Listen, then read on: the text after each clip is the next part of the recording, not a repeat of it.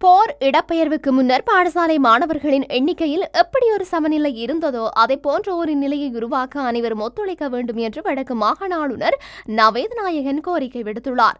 வலிவடக்கு பிரதேசம் யாழ்ப்பாணம் மாவட்டத்தில் மிக மோசமாக பாதிக்கப்பட்ட பிரதேசம்.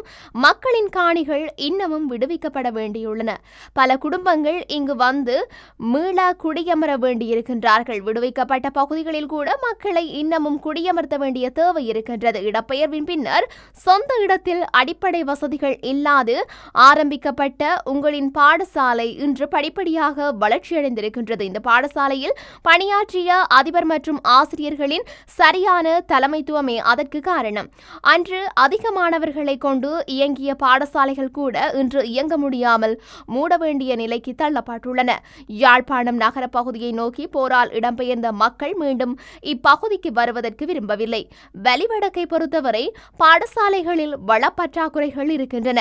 அதனை நிவர்த்தி செய்ய வேண்டிய பொறுப்பு எங்களுக்கு இருக்கின்றது. இந்த வருடம் நிதி ஒதுக்கப்பட்டு விட்டதால் அடுத்த வருடம் கிடைக்கும் நிதியில் இந்த பகுதி பாடசாலைகளின் கோரிக்கைகளை நிறைவு செய்ய நடவடிக்கை எடுக்கப்படும் என்று தெரிவித்துள்ளார்.